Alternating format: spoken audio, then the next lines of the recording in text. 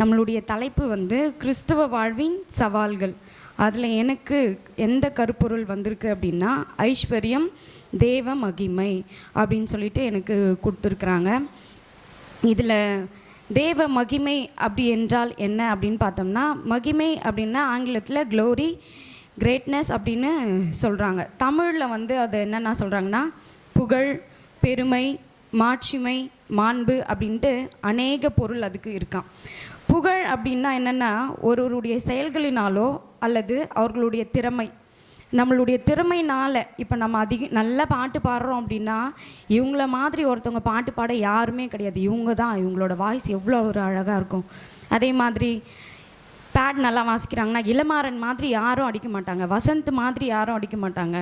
Keyboard வாசிக்கணும்னா Charles, அதுக்கடுத்து இப்போ ரோஷித் அப்படின்ட்டு அவங்களுடைய திறமை. நல்லா வாசிக்கிறவங்களா இருக்கலாம், நல்லா டான்ஸ் ஆடுறவங்களா இருக்கலாம், நல்லா போதகம் பண்ணுறவங்களா இருக்கலாம். எதுவாக இருந்தாலும் அதெல்லாம் அவங்களுடைய திறமையினால் கிடைக்கிற ஒரு மதிப்பு, ஒரு கௌரவம், அதுதான் புகழ் அப்படின்னு சொல்கிறாங்க. பெருமை அப்படின்னா ஒருடைய இயல்பிலோ அல்லது அவர்களுடைய செயல்களில் காணப்படும் சிறப்பு அப்படின்னு சொல்கிறாங்க. மாட்சிமை அப்படின்னும் போது உயர்வு, மேன்மை அப்படின்றாங்க. மாண்பு அப்படின்னா நல்ல ஒழுக்கம், நல்லொழுக்கம், சிறப்பு. இதெல்லாம் தான் மகிமைக்கு தமிழில் சொல்கிற நிறைய அர்த்தம்.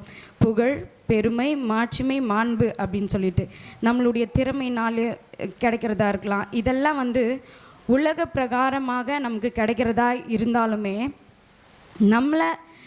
நம்மளை உண்மையாக ஒருத்தவங்க புகழ்கிறாங்க, நமக்கு உண்மையாக ஒருத்தவங்க சாட்சி கொடுக்குறாங்க, அது யாராக இருப்பாங்க அப்படின்னு பார்த்தோம்னா, அது ஆண்டவராகிய இயேசு கிறிஸ்து மட்டும்தான். நமக்கு சும்மா கூட நம்ம ஃப்ரெண்டுங்கெல்லாம் நல்லாவே பாடலைனா கூட, அருமையாக பாடினேன், சூப்பராக இருக்கு உன்னுடைய வாய்ஸ் அப்படின்ட்டு சும்மா கிண்டலுக்குன்னா கூட சொல்லிகிட்ருப்போம். ஆனால் ஏசப்பா அந்த மாதிரி சொல்கிறதே இல்லையா. நம்ம காக்கா மாதிரி கத்திகிட்டு இருந்தால் கூட அவருக்கு என்ன பண்ணுமா, அவ்வளோ ஒரு அருமையாக இருக்கும் அப்படின்ற மாதிரி சொல்கிறாங்க. அதே மாதிரி இப்போ ஏசப்பாவோட மகிமை எங்கெங்கெல்லாம் வெளிப்பட்டுச்சு. ஏசப்பாவோட மகிமை அப்படின்னு பார்த்தோம்னா, இப்போ உலக பிரகாரமாக புகழ்கிறவங்களுக்கு திறமை அதெல்லாம் வச்சு சொல்கிறாங்க. ஏசப்பாக்கு அப்படின்னு பார்க்கும்போது அவர் என்ன பண்ணாராம், அவருக்குன்னு புகழ்னு பார்த்தா அவர் நமக்காக என்ன பண்ணியிருக்காரு, மறிச்சிருக்காரு. நம்மளுடைய பாவங்களுக்காக, நம்மளுடைய சாபங்களுக்காக அவர் என்ன பண்ணியிருக்காரு, மறிச்சிருக்காரு. அவர் என்ன பண்ணாராம், அவர் முழுமையாக அன்பாகவே இருந்தாராம். கடைசி வரைக்கும் அவர் சொல்லிட்டு போனது என்ன அப்படின்னா, அன்பாக இருங்க, நீங்கள் உங்களை எப்படி அன்பு கூறுறீங்களோ அதே மாதிரி மற்றவங்களையும் அன்பு கூறுங்க அப்படின்னு சொன்னாராம். நமக்கு இப்போ ஏதாச்சும் ஒரு காயம் படுது, நம்மளே வேகமாக அடிச்சிக்க மாட்டோம். அதுவே வேறு யாருன்னா அடிக்கணுன்னா வேகமாக போயிட்டு பட்டுன்னு அடிச்சுட்டு வருவோம், என்ன வலிக்குதா அப்படின்ற மாதிரி கேட்போம். ஆனால் நமக்குன்னு வரும்பொழுது ஒரு சின்ன காயமாக இருக்கட்டும், ஒரு நெருப்பு படுதான்னா கூட அப்படியே பார்த்து பண்ணுவோம். அது மற்றவங்களுக்குன்னும் போது அது நமக்கு அந்தளவுக்கு இருக்காது. ஆனால் நம்ம உலக பிரகாரமாக இருக்கும்போது அப்படி இருந்திருக்கலாம். ஆனால் ஏசப்பாக்குள்ளே நம்ம வந்தும்போது நம்மளை எப்படி நேசிக்கிறோமோ அதே மாதிரி தான் நம்ம என்ன பண்ணணுமா, மற்றவங்களையும் நேசிக்கணும். ஏன்னா அவர் அன்பாகவே இருந்திருக்கிறார். அவளுடைய புகழ், பெருமை, மாட்சிமை, மாண்பு எல்லாமே எப்படி இருந்துதான், அன்பாக இருந்துதான். அவர் நம்முடைய பாவங்களுக்காக மரித்தவராக இருந்தாராம். அவர் என்ன பண்ணியிருக்காரு, நன்மை செய்கிறவராகவே சுற்றி திரிந்தார் அப்படின்னு சொல்லிட்டு இருக்காங்க. அப்புறமா கூட தேவனுடைய மகிமை எதெல்லாம் வெளிப்பட்டுச்சு அப்படின்னு பார்த்தோம்னா, தேவன் நம்மை அவருடைய மகிமைக்காகவே சிருஷ்டித்தார். எதற்காக சிருஷ்டித்தாரா, அவருடைய மகிமை வெளிப்படுறதுக்காகவும் அவரை நம்ம துதிக்கணும் அப்படின்றதுக்காகவுமே அவர் என்ன பண்ணியிருக்கிறாரு, நம்மளை படைச்சிருக்கிறாரு. ஏசாயா 43:7 கூட, நான் என் மகிமைக்கென்று சிருஷ்டித்து உருவாக்கி படைத்து என் நாமம் தரிக்கப்பட்ட யாவரையும் கொண்டு வா என்பேன். அவருடைய நாமத்துக்காக மட்டும்தான் நம்ம என்ன பண்ணியிருக்கிறோம், அவர் நாமத்துக்காகவும் அவர் மகிமைக்காகவுமே நம்ம என்ன பண்ணியிருக்கிறோம், படைக்கப்பட்டிருக்கிறோம். ஆனாலும் நம்ம என்ன பண்ணிட்டோம், நம்மளை அவ்வளோ ஒரு மகிமையாக படைச்சிருந்தாலுமே பாவத்தில் போய் விழுந்து ஆதாம ஏவாளை என்ன பண்ணாங்க, நம்மளுடைய முற்பிதாக்கள் என்ன பண்ணிட்டாங்க, ஒரு பாவத்தில் போயிட்டு அவர் பண்ணாதேன்னு சொல்லும் போது அந்த பாவத்தை செஞ்சு அவருடைய தேவ மகிமையை நம்ம என்ன பண்ணிட்டோம், இழந்து போனவர்களாக இருக்கிறோம். அதே மாதிரி கூட சங்கீதம் 19:1 கூட, வானங்கள் தேவனுடைய மகிமையை வெளிப்படுத்துகிறது அப்படின்னு சொல்லிட்டு, எதெல்லாம் மகிமையை வெளிப்படுத்துதான்னா நம்மளும், ஏன்னா நம்மளை அவருடைய மகிமைக்கென்று சிருஷ்டித்தார், வானங்களையும் அவருடைய மகிமைக்கென்றே சிருஷ்டித்தார் அப்படின்னு போட்டிருக்கு. எவ்வளோ நீங்கள் போய் வெளியே நின்று பார்க்கும்போது இன்னமும் இவங்கெல்லாம் ஆராய்ச்சி பண்ணிகிட்டே தான் இருக்காங்க. இந்த எத்தனை ஸ்டார்ஸ் இருக்குது, எவ்வளோ கோள்கள் இருக்குது அப்படின்னு சொல்லிட்டு ஆராய்ச்சி பண்ணிகிட்டே தான் இருக்கிறாங்க. அது யாருடைய மகிமையை வெளிப்படுத்துதான்? ஏசப்பாவுடைய மகிமை தான் வெளிப்படுத்துதான். அதே மாதிரி சங்கீதம் 73:24 கூட பரலோகத்தை மகிமை என்று அழைக்கிறோம். நம்ம பரலோகத்தை எப்படி தான் அழைக்கிறோமா? மகிமை என்று தான் அழைக்கிறோமா? அது வசனத்தில் கூட உம்முடைய ஆலோசனையின்படி நீர் என்னை நடத்தி முடிவிலே என்னை மகிமையில் ஏற்றுக்கொள்வீர். முடிவிலேன்னா நான் மரணத்தின் போது என்னை என்ன பண்ணுங்க, பரலோகத்தில் உம்முடைய மகிமையிலே என்னை என்ன பண்ணுங்க, ஏற்றுக்கொள்ளுங்க அப்படின்ட்டு சொல்கிறோமா. இது எல்லாமே மகிமைக்கான ஒரு விளக்கமாக இருக்குது. ஐஸ்வர்யம் அப்படின்னு சொல்லும்போது, ஐஸ்வர்யம் என்பது செல்வ வளத்தை குறிக்கும் ஒரு வார்த்தை. நல்ல ஒரு செல்வாக்காக இருக்கிறாங்க அப்படின்னும் போது அவங்கள என்ன பண்ணுவாங்க, இவங்க ஐஸ்வர்யமானா இருக்கிறாங்க அப்படின்னு சொல்லுவோம். ஆனால் ஏசப்பா கிட்ட ஐஸ்வர்யமாக இருக்கிறது, ஏசப்பா எதை ஐஸ்வர்யம் அப்படின்னு சொல்கிறாருன்னு பார்த்தா, நம்முடைய பாவங்களிலிருந்து நம்மை மீட்டு பரலோகத்தில் நித்திய ஜீவன் அளிப்பதே அவருடைய ஐஸ்வர்யம் அப்படின்னு சொல்கிறாரு. நமக்கு பரலோகத்தில் நித்திய ஜீவன் அளிக்கிறது தான் அவர் ஐஸ்வர்யமாக நினைக்கிறாரு. நம்ம நினைக்கலாம் பணம் இருக்கணும், கார் இருக்கணும், கொஞ்சம் வசதியாக இருக்கணும், இல்லை ஒரு பெரிய பில்டிங் இருக்கணும், அந்த மாதிரிலாம் பேங்க் பேலன்ஸ்லாம் நமக்கு இவ்வளோ கோடியில் இருக்கணும், அப்படி இருந்தால் தான் நம்ம ஐஸ்வர்யவான் அப்படின்னு நினைக்கிறோம். ஆனால் ஏசப்பா என்ன சொல்கிறாரா, நம்முடைய பாவங்களிலிருந்து நம்மை மீட்டு பரலோகத்தின் நித்திய ஜீவன், நித்திய அழிவில்லாத நித்திய ஜீவனை கொடுக்கறதே அவருக்கு ஐஸ்வர்யமாக இருக்குதான், பொக்கிஷமாக இருக்கான்.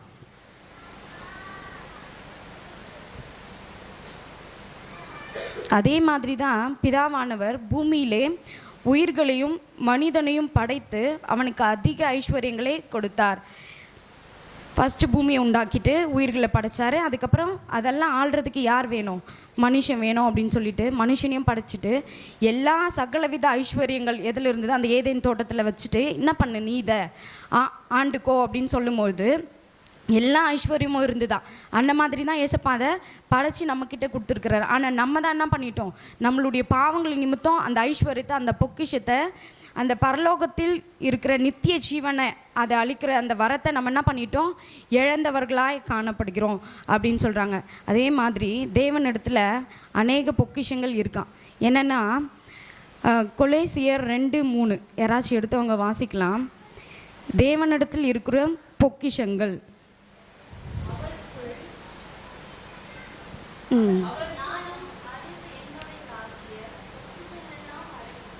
ஆமென். அவருக்குள்ளே என்னென்ன பொக்கிஷம் இருக்கான், ஞானம், அறிவு அப்படின்ற பொக்கிஷம். ஏசப்பாக்குள்ளே தங்கம் இருக்குது, வெள்ளி இருக்குது, வைரம் இருக்குது, அந்த மாதிரி சொல்ல அவருக்குள்ளே என்ன இருக்கான், ஞானம் இருக்குது, அறிவு இருக்குது. அதெல்லாமே என்னவா இருக்கான், பொக்கிஷங்களாக இருக்குது. ஒரு வேளை நீ ஞானத்தில் குறைவுள்ளவனா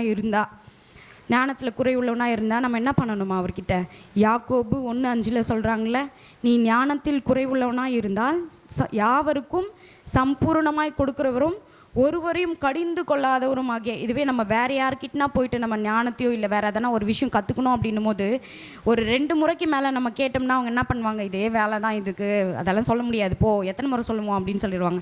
ஆனால் ஏசப்பா என்ன பண்ணுறாரு, ஒருவரையும் கடிந்து கொள்ளாதவராக இருந்து அவர் என்ன பண்ணுறாரா, நமக்கு சம்பூர்ணமாய் கொடுக்குறாரா. ஒரு குறைவாக கொடுக்காம, கொஞ்சமாக புட்டு கொடுக்காம. ஒரு குழந்தைங்க கிட்டலாம் போயிட்டு பிஸ்கெட் கேட்டால் என்ன பண்ணும், கொஞ்சமாக புட்டு இருந்தா நீ சாப்பிடு அப்படின்னு சொல்லல, அந்த மாதிரி இந்த நீ வச்சுக்கோ, கொஞ்சமாக ஞானம் வச்சுக்கோ அப்படின்னு கொடுக்கறது இல்லையா.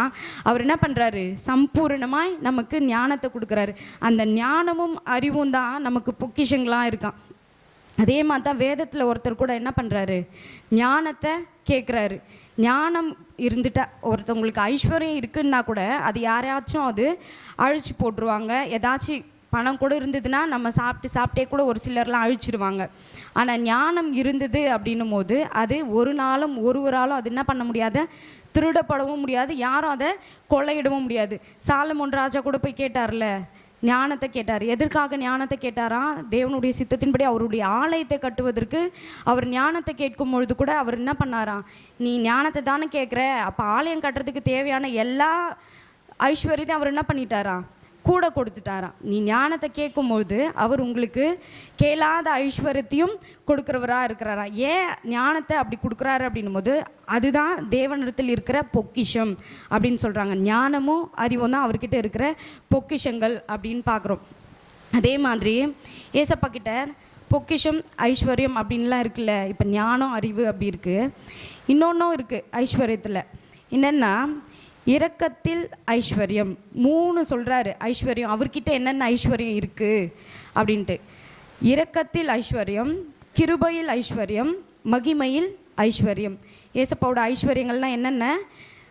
இரக்கத்தில் ஐஸ்வர்யம், கிருபையில் ஐஸ்வர்யம், மகிமை ஐஸ்வர்யம்.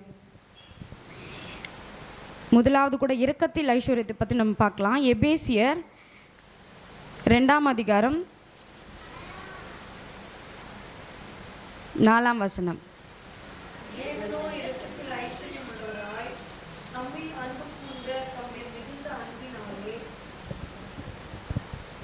ஆமென். தேவனோ இரக்கத்தில் ஐஸ்வர்யம் உள்ளவராய் நம்மில் அன்பு கூர்ந்து நம்முடைய மிகுந்த அன்பினாலே.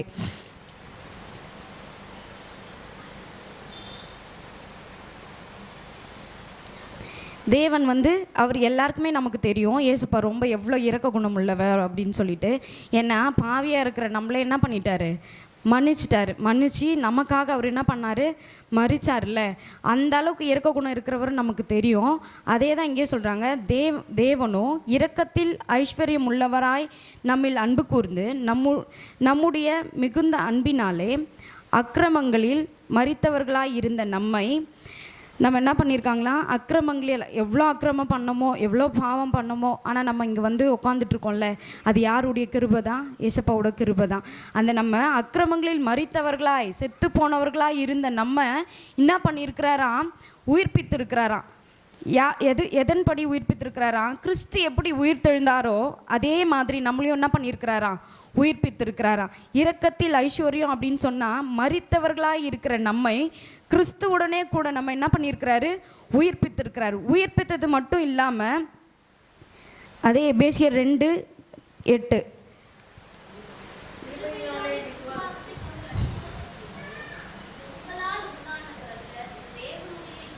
ஆமென். அதே மாதிரி 7வது வசனம் கூட வாசிக்கும் போது கிறிஸ்து இயேசுவுக்குள் நம்மை அவரோடு கூட எழுப்பி உன்னதங்களில் அவரோடு கூட உட்காரவும் செய்தார். நம்ம மரிச்சவங்களாக இருந்த நம்ம என்ன பண்ணிட்டாரு? ஏசப்பா எப்படி உயிர் தெழுந்தாரோ அதே மாதிரி உயிர் தெழ வச்சதும் இல்லாமல் உன்னதத்தில் எடுத்துன்னு போயிட்டு அவர் கூட நமக்கு ஈக்குவலாக உட்கார வச்சுட்டு அவர் கூட நம்மளை உட்கார வச்சதும் இல்லாமல் இதை உட்கார வச்சதெல்லாம் எதனால் அப்படின்னு பார்த்தோம்னா நம்மளுடைய விசுவாசமா, நம்மளுடைய ரட்சிப்பா அப்படின்னு பார்த்தோம்னா கிடையவே கிடையாது. இது எல்லாமே தேவனுடைய ஈவு தான். அவருடைய இரக்கம், அவருடைய கிருபை இல்லைன்னா நம்மளால் என்ன பண்ண முடியாது? இந்த இடத்துல நம்ம உயிர்ப்பிக்கப்பட்டிருக்கவும் முடியாது. அவரோடு கூட இந்த இடத்துல நம்ம உன்னதத்தில் உட்கார்ந்துருக்கவும் முடியாது. இந்த நம்ம ஆலயத்தில் உட்காந்துட்ருக்கோம் அப்படின்னும் போது கூட ஆலயமே என்னது தான்? ஒரு உன்னதமான இடம்தான். நம்ம எவ்வளோ பாவமான வேலைங்களை செஞ்சுருப்போம், எவ்வளோ பாவ காரியத்தில் நம்ம மரித்து போனவர்களாக இருந்திருப்போம். அப்படி இருந்த நம்ம என்ன பண்ணியிருக்கிறாரு? ஏசப்பா எப்படி உயிர்ப்பித்தாரோ அதே மாதிரி நம்மளையும் உயிர்ப்பிக்க வச்சு உன்னதங்களில் உட்கார வச்சது மட்டும் இல்லாமல் அது எல்லாம் எதனால் அப்படின்னா அது தேவனுடைய ஈவு மட்டும்தான். ஈவு அப்படின்னா என்னென்னா பிறருக்கு தம்மிடம் இருப்பதை கொடுத்துருது. ஏசப்பா என்னென்னா அவர்கிட்ட என்னெல்லாம் இருக்குதோ அதெல்லாம் என்ன பண்ணிடுறாராம்? மற்றவங்களுக்கு கொடுத்துட்றாராம். அவர்கிட்ட அன்பு இருந்தால் கொடுத்துறாரு, இரக்கம் இருந்தால் கொடுத்துறாரு, கிருபை இருந்தால் கொடுத்துறாரு, சமாதானம் இருந்தால் நீங்களே வச்சுக்கோங்க சமாதானம் கொடுத்துறாரு, நன்மையாக எல்லாமே அவர் என்ன பண்ணிடுறாரு? கொடுத்துறாரு. ஒரு ஈவு அப்படின் போது பிறருக்கு தன்னிடம் இருப்பதை எல்லாத்தையும் என்ன பண்ணிடுறாராம்? கொடுத்துறவராக இருக்கிறாராம். அதே மாதிரி எபேசியர் 2:13 அதை வாசிக்கும்போது முன்னே தூரமாக இருந்த நீங்கள் இப்பொழுது கிறிஸ்து இயேசுவுக்குள் கிறிஸ்துவின் இரத்தத்தினாலே சமீபமானீர்கள். ஃபஸ்ட்டு நம்ம பாவத்தினால தூரமாக இருந்தோம், மறிச்சிருந்தோம், உன்னதத்தில் இல்லாமல் இருந்தோம். ஆனாலும் ஏசப்பா என்ன பண்ணார்? நம்மளை உயிர்ப்பிக்க வச்சு உன்னதத்தில் உட்கார வச்சு அவருடைய ஈவுனால நம்மளை என்ன பண்ணியிருக்கிறாராம்? தூரமாக இருந்த நம்மளை கிட்ட கொண்டு வந்திருக்காராம் அவருடைய ரத்தத்தினால. எதனால அப்படின்னும் போது அவருடைய ரத்தத்தினால, பணத்தினாலோ காசுனாலோ அல்ல. அவர் சொல்கிறாரு, முன்னே தூரமாக இருந்த நீங்கள் இப்பொழுது கிறிஸ்து இயேசுவுக்குள் கிறிஸ்துவின் இரத்தத்தினாலே சமீபமானீர்கள். எப்படின்னா, அவர் சிலுவையில் மரிச்சார்ல, சிலுவையில் நமக்காக மரிச்சார்ல, நமக்காக அவர் உடம்புல இருந்த எல்லா ரத்தம் தண்ணீர் முதற்கொண்டு அனைத்தையும் விட்டார்ல, அதன் மூலமாக அவர் என்ன பண்ணியிருக்கிறாரு, நம்மளை சமீபமாக கிட்ட கொண்டு வந்திருக்காரு. தூரமாக எங்கேயோ இருந்து சிலுவையில் கூட அவர் அறையப்பட்ட போது அவங்க சீஷர்களெல்லாம் எங்கேருந்து தூரமாக பார்த்துட்டு இருந்தாங்களோ நமக்கு தெரியாது. அவங்களெல்லாம் கூட என்ன பண்ணியிருக்கிறாரு, அவருடைய இரக்கத்தின் ஐஸ்வர்யத்தினால் அவங்களெல்லாம் சமீபமாக கிட்ட கொண்டு வந்திருக்கிறாராம். இதுதான். அதே மாதிரி ரெண்டாவது கூட கிருபையின் ஐஸ்வர்யம். கிருபையின் ஐஸ்வர்யம் அப்படின்னா எபேசியர் 1:7 அதை படிக்கும்போது, அவருடைய கிருபையின் ஐஸ்வர்யத்தின்படி இவருடைய இரத்தத்தினாலே பாவ மன்னிப்பாகிய மீட்பு இவருக்குள் நமக்கு உண்டாயிருக்கிறது. முதலாவது நம்ம பார்த்தது இரக்கத்தின் ஐஸ்வர்யம் பார்த்தோம். இப்போ அவர்கிட்ட இருக்கிறது என்னென்னா கிருபையின் ஐஸ்வர்யம். கிருபையின் ஐஸ்வர்யம் என்ன அப்படின்னு பார்க்கும்போது, அவர் நமக்கு பாவ மன்னிப்பாகிய மீட்பு, அதையுமே அவர் ரத்தத்தினால தான் நமக்கு என்ன பண்ணியிருக்கிறாராம், கொடுத்துருக்கிறாராம். பாவ மன்னிப்பாகிய மீட்பு அவருக்குள் நமக்கு உண்டாயிருக்கிறது. அவருக்குள்ளே தான் நமக்கு உண்டாயிருக்கிறது. மற்ற மனுஷங்கிட்டேயோ யார்கிட்டயோ நம்ம போகும்போது நம்மளை மீட்பாங்களா அப்படின்னா இல்லை. ஒரு கடன் பிரச்சனையில் இருக்கிறீங்க அப்படின்னும் போது கூட நீ போய் ஏதாச்சும் யார்கிட்டனா கேட்டிங்கன்னா தரேன், தைரியமாக தரேன்னு சொல்லிட்டு நீ போ, நாளைக்கு வா அப்படின்னு சொல்லிட்டு என்கிட்ட இப்போ தான் வேற ஒருத்தவங்க வாங்கின்னு போயிட்டாங்க அப்படின்னு கூட சொல்லலாம். ஆனால் ஏசப்பா என்ன சொல்கிறாரு, அந்த கிருபையின் ஐஸ்வர்யத்தை அவருடைய ரத்தத்தினால, அவர் பாவ மன்னிப்பாக அந்த ரத்தத்தினால நம்மளுடைய என்ன பண்ணுறாரா, மீட்டு கொண்டு இருக்கிறார் அப்படின்னு சொல்கிறாங்க. அது மட்டும் இல்லாத எபேசியர் 1:6 கூட நம்முடைய தயவுள்ள சித்தத்தின்படியே நம்ம இயேசு கிறிஸ்துவின் மூலமாய் நமக்கு சுவிகார புத்திரர் ஆகும்படிக்கு முன்குறித்திருக்கிறார். அது மட்டும் இல்லை, அவருடைய பிள்ளைகளால் நம்ம என்ன பண்ணியிருக்கிறாரு, முன்குறித்திருக்கிறாராம். சுவிகார புத்திரர் ஆகும்படிக்கு, நம்ம அவர்களுடைய பிள்ளைகளாக ஆகும்படிக்கு அவரை நம்மளுடைய பாவங்களை அவருடைய ரத்தத்தினால கழுவுறதுக்கு முன்னாடி நீ அவங்களுடைய பிள்ளையாக இருந்தால் தானே அவர் உங்களை என்ன பண்ண முடியும், அவருடைய பாவத்திலிருந்து உங்களை கழுவ முடியும்.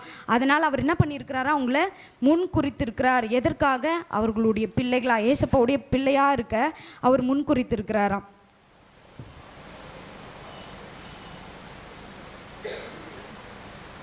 அதே எபேசியர் 1:8 படிக்கும்போது, அந்த கிருபையை அவர் சகல ஞானத்தோடும் புத்தியோடும் எங்களிடத்தில் பெருக பண்ணினார் அப்படின்னு சொல்லிட்டு முடிக்கிறாங்க. அதையுமே அந்த கிருபையின் ஐஸ்வர்யத்தை கூட நமக்கு எதன் மூலிமா கொடுக்குறாராம், ஞானத்தோடும் புத்தியோடும். அது அப்போ முன்னாடியே சொன்னார்ல, அவர்கிட்ட இருக்கிற பொக்கிஷங்கள் என்னென்ன, ஞானம், அறிவு. அவர்கிட்ட ஐஸ்வர்யம் என்னென்ன ஐஸ்வர்யம் இருக்குது, இரக்கத்தின் ஐஸ்வர்யம், கிருபையின் ஐஸ்வர்யம், மூணாவதாக பார்க்கும்போது கூட மகிமையின் ஐஸ்வர்யம் அப்படின்னு இருக்குது. இது கிருபையில் கூட அவருடைய இரத்தத்தினால நம்முடைய பாவங்களை மீட்டார். அப்புறமா அவருடைய பிள்ளைகள் ஆகும்படிக்கு புத்திர சுவிகார வரத்தை நமக்கு என்ன பண்ணியிருக்காரு, முன்குறித்திருக்கிறார். முன்னதாகவே நீ என்னுடைய பிள்ளை, நான் உன்னை என்ன பண்ண போகிறேன், உன்னுடைய பாவத்திலிருந்து என்னுடைய ரத்தத்தினால உன்னை என்ன பண்ண போகிறேன், கழுவ போகிறேன். நம்மளை எப்பத்திலிருந்து முன்குறித்திருக்காரா, உன்னுடைய தாயின் கருவில் உருவாகும் முன்னமே நான் என்ன பண்ணியிருக்கிறேன், உன்னை பெயர் சொல்லி அழைத்திருக்கிறேன், உன்னை முன்குறித்திருக்கிறேன் அப்படின்னு சொல்கிறாங்க. நம்ம அப்பாவுக்கு கூட தெரியாது, அம்மாவுக்கு கூட தெரியாது ஒரு ஆண் பிள்ளை பிறக்க போதா பெண் பிள்ளை பிறக்க போதா, ஏதோ டாக்டர்ஸ் யாருன்னா சொல்லலாம். ஆனால் இருப்பினும் அந்த கரு உருவாகிறதுக்கு முன்னமே அவர் என்ன பண்ணியிருக்கிறாரு, நீ என்னுடைய பிள்ளை, நான் உன்னுடைய பாவத்தை என்ன பண்ண போறேன், என்னுடைய ரத்தத்தினால நான் கழுவ போகிறேன் அப்படின்னு சொல்கிறாராம். அதே மாதிரி மூணாவது கூட மகிமையின் ஐஸ்வர்யம். எபேசியர் 1:18 கூட, தாம் நம்மை அழைத்ததினாலே நமக்கு உண்டாயிருக்கிற நம்பிக்கை என்னதென்றும் பரிசுத்தவான்களிடத்தில் நமக்கு உண்டாயிருக்கிற சுதந்திரத்தினுடைய மகிமையின் ஐஸ்வர்யம். சுதந்திரம், பரிசுத்தவான், ஏசப்பா கிட்ட நமக்கு சுதந்திரமாக இருக்கிற அந்த மகிமையின் ஐஸ்வர்யம் என்னதென்று அப்படின்னு பார்த்தோம்னா கூட கொலோசியர் 1:27 வாசிக்கும் பொழுது,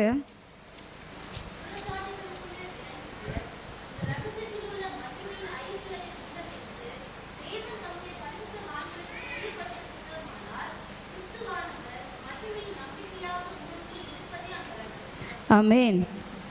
மகிமையின் ஐஸ்வர்யம் என்ன அப்படின்னு சொன்னால், மகிமையின் நம்பிக்கை. நம்ம நம்புகிறோம்ல ஏசப்பா நமக்குள்ளே தான் இருக்கிறாருன்னு சொல்லிட்டு, நம்மளன்னா நம்ம இங்கே வந்து உட்காந்துட்டு இருப்போமா? இருக்க மாட்டோம்ல.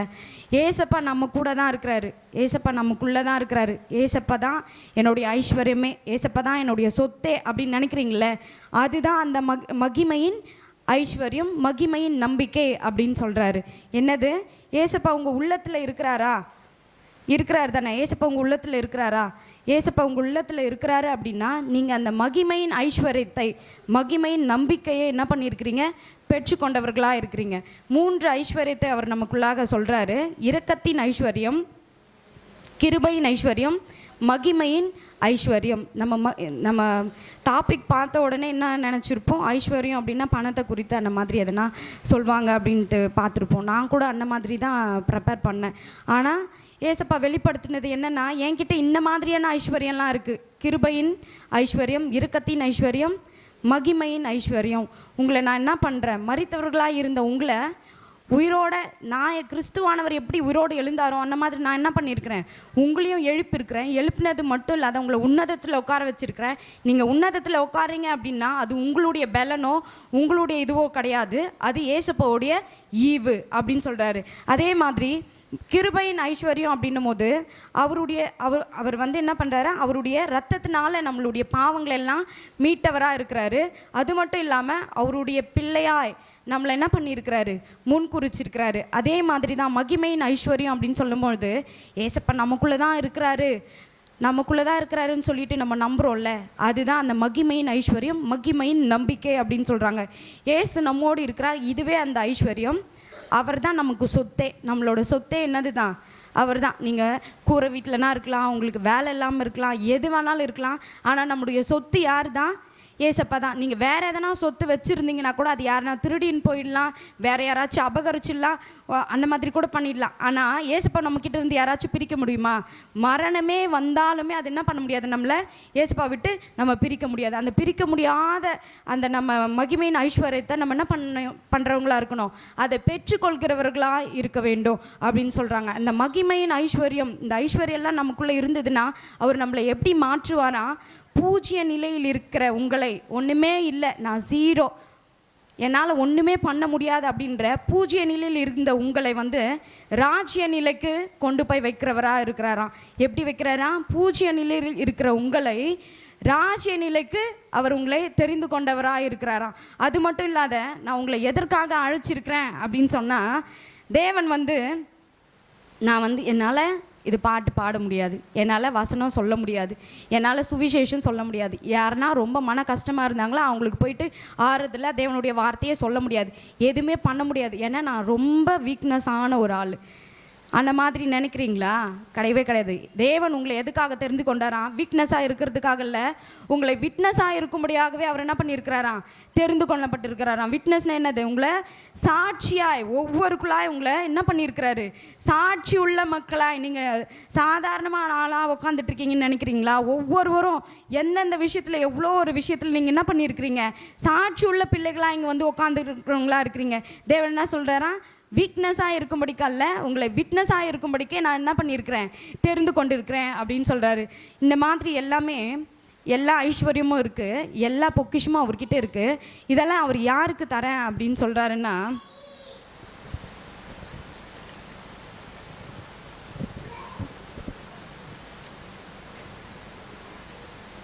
முதலாவது தேவனுடைய ராஜ்யத்தையும் அவருடைய நீதியையும் தேடுகிறவர்களுக்கு என்ன பண்ணுறாராம்?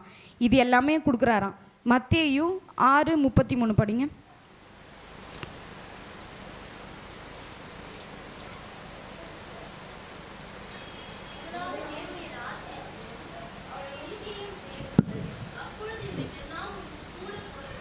ஆமென்.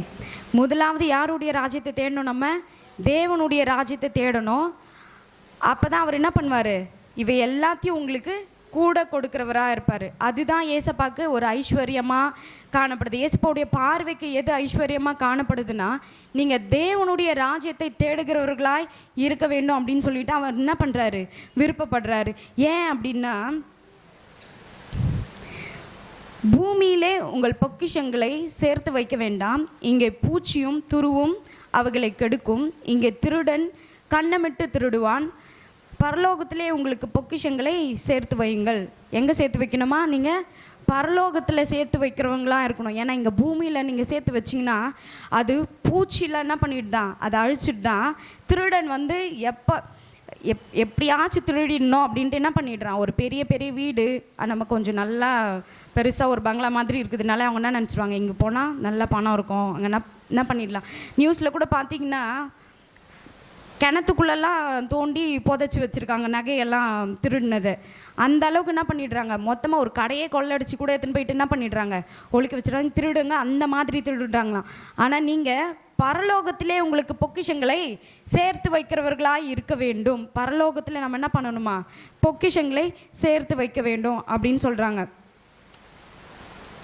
நீங்கள் பரலோகத்தில் சேர்த்து வைக்கும் போது தான் ஏசப்பா என்ன பண்ணுறாரு, உங்களுக்கு இவைகளெல்லாம் உலக பிரமாண காரியங்களில் உங்களுக்கு எதனா தேவை இருந்தால் அதை எல்லாமே கூட கொடுக்குறேன், நான் என்ன பண்ணுறேன், கூட கொடுக்குறேன் அப்படின்னு சொல்கிறாரு.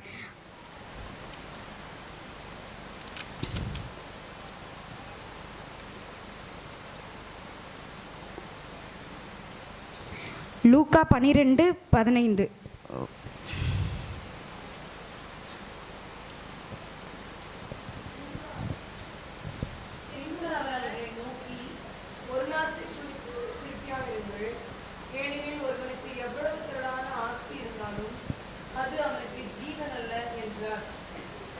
ஆமென்.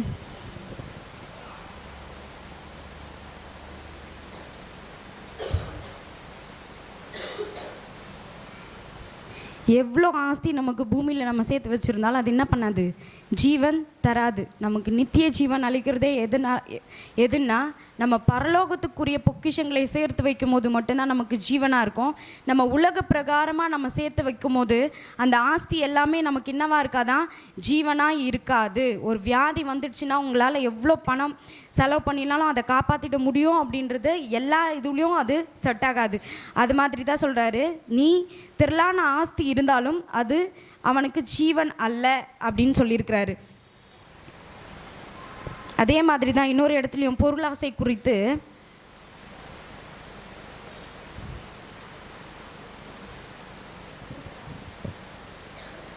அதே மாதிரி கீழே பார்த்தோம்னா, ஐஸ்வர்யவான் ஒருவனுடைய நிலம் நன்றாய் விளைந்தது. அந்த கதை எல்லாருக்குமே தெரியும். அவன் என்ன பண்ணுவான், இந்த அளவுக்கு விளைஞ்சிச்சே, நான் என்ன பண்ணுறது, இந்த தானிய கிடங்கை இடித்து பெருசாக கட்டிடுவா அப்படின்ற மாதிரி அவன் தனக்குள்ளேயே என்ன பண்ணிப்பான், கொஞ்சம் பெருமையாக சொல்லிப்பான். அப்போ ஏசப்பா என்ன சொல்லுவார், அற்ப விசுவாசியே, இந்த ராத்திரியிலே உன்னுடைய ஜீவன் எடுத்துக்கொள்ளப்பட்டா நீ இந்த என்ன பண்ணுவ அப்படின்ற மாதிரி கேட்பார்ல. அதனால் நம்மளுடைய ஜீவன், நம்மளுடைய சொத்து எல்லாமே பரலோகத்துக்குரியதாக இருக்க வேண்டுமே தவிர பூலோகத்துக்குரியவைகளாய் நம்ம என்ன பண்ணக்கூடாது, பொருளாசை உள்ளவர்களாய் அந்த மாதிரிலாம் நம்ம என்ன பண்ணக்கூடாதான், இருக்கக்கூடாது அப்படின்னு சொல்கிறாரு. அதே மாதிரி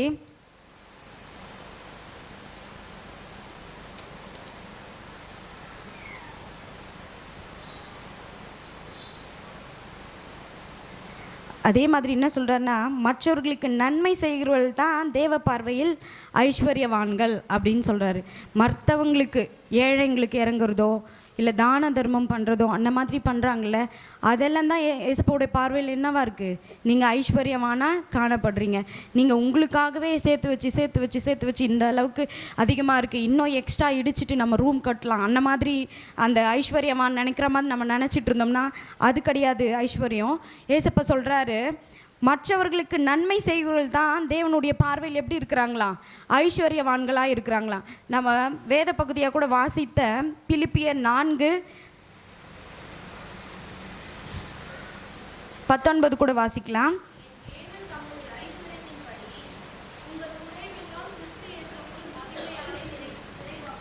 ஆமென். ஏசப்பா என்ன பண்ணுறாரு, இது பவுல் பிலிப்பு பட்டணத்தில் இருக்கிறவங்க மக்களுக்காக என்ன பண்ணுறாராம், எழுதுறாரு. அங்கே அவருக்கு ஒரு வாக்குத்தத்த வசனத்தை அவங்களுக்கு கொடுக்குறாரு. என் தேவன் தம்முடைய ஐஸ்வர்யத்தின்படி உங்கள் குறைவை எல்லாம் கிறிஸ்து இயேசுவுக்குள் மகிமையில் என்ன பண்ணுறாராம், நிறைவாக்குவார் அப்படின்னு போட்டிருக்கு. அதுக்கு முன்னாடி இருக்கிற வசனத்தில் கூட 15 அதை படித்தோம்னா, மேலும் பிலிப்பியரே, சுவிசேஷத்தின் ஆரம்பத்திலே நான் மெக்கெதோனியாவில் இருந்து புறப்பட்ட போது கொடுக்கல் வாங்கல் காரியத்தில் நீங்கள் மாத்திரம் எனக்கு உடன்பட்டதே அல்லாமல் வேறொரு சபையும் உடன்படவில்லை என்று அறிந்திருக்கிறேன் அப்படின்னு சொல்லியிருக்கிறாரு. அதே மாதிரி நான் தெசலோனிக்கேயில் இருந்த போதும் என் குறைச்சலை நீக்கும்படி நீங்கள் 2 தரம் அனுப்பினீர்கள். இந்த வாக்குத்தத்த வசனம் யாருக்கு எதுக்கு நிறைவேறுது அப்படின்னு பார்க்கும்போது, என் தேவன் தம்முடைய ஐஸ்வர்யத்தின்படி உங்கள் குறைவையெல்லாம் கிறிஸ்துவேசுக்குள் மகிமையிலே நிறைவாக்குவார் அப்படின்னு சொல்லிட்டாரு. அது எதுக்காக அந்த பட்டணத்தாருக்கு அந்த வாக்குத்தத்த வசனம் போகுது அப்படின்னு பார்த்தோம்னா, அவங்க என்ன பண்ணியிருக்கிறாங்களா, அவர் சுவிசேஷத்தின் ஆரம்பத்தில் அவங்க எந்த அளவுக்கு கஷ்டப்பட்டு அவங்க சுவிசேஷம் சொல்லியிருப்பாங்க, அவங்களுக்கு என்னெல்லாம் தேவைகள் இருந்திருக்கும், ஒரு பண தேவையாக இருக்கட்டும், ஒரு பொருள் தேவையாக இருக்கட்டும், ஒரு துணியாக இருக்கட்டும், ஒரு ஆகார தேவையாக இருக்கட்டும், எதுவாக இருந்தாலும் எவ்வளோ தேவை இருந்திருக்கும்ல. அந்த மாதிரி இருக்கும்போது அவர் மக்கெதோனியாவில் இருந்து புறப்பட்ட போது கொடுக்கல் வாங்கல் காரியத்தில் இவங்க மட்டும்தான் என்ன பண்ணியிருக்காங்க, கொடுத்துருக்காங்க அப்படின்னு சொல்லியிருக்கிறாரு. அதே மாதிரி தெசலோனிக்கா இருந்த போதும் என் குறைச்சல்